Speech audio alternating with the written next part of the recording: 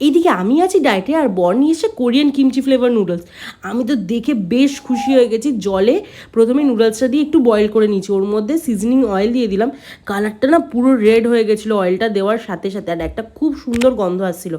তারপরে যে মশলাটা থাকে ওটা প্রথমে হাতের মধ্যে একটুখানি টেস্ট করে দেখেছি, এত সুন্দর খেতে ছিল না, পুরো অন্য রকমের টেস্টটা। দিয়ে ভালো করে আমি চপস্টিক দিয়ে মিক্স করে নিচ্ছিলাম, ভাবছিলাম চপস্টিক যখন আছে চামচ দিয়ে কেন করব, কোরিয়ান বলে কথা। বরকে সামনে দিলাম, ভাবলাম দুজন মিলে শেয়ার করে খাবো। ও মা, ও তো দেখি কিরে কুড়ে নিজে খেতে শুরু করলো, বললো তুমি না ডায়েটে আছো, তোমার তো খাওয়া চলবে না। বিশ্বাস করো, সামনে কতবার চেয়েছি, এক ফোঁটা দিচ্ছে না। চপস্টিক নিয়ে পর্যন্ত আমি সামনে গিয়ে কতক্ষণ ধরে চাইছি, দাও দাও, একটুও দিল না। আসলে দিল না তার কারণ আছে, আমার শরীরটা খারাপ অনেক দিন ধরে, তার জন্য অনেক ব্লাড টেস্টও করতে হয়েছে, অনেক কিছু করতে হয়েছে। লাস্টে একটু মাখানা খেলাম, আর এইভাবেই কষ্টে কষ্টে দিনটা শেষ করলাম।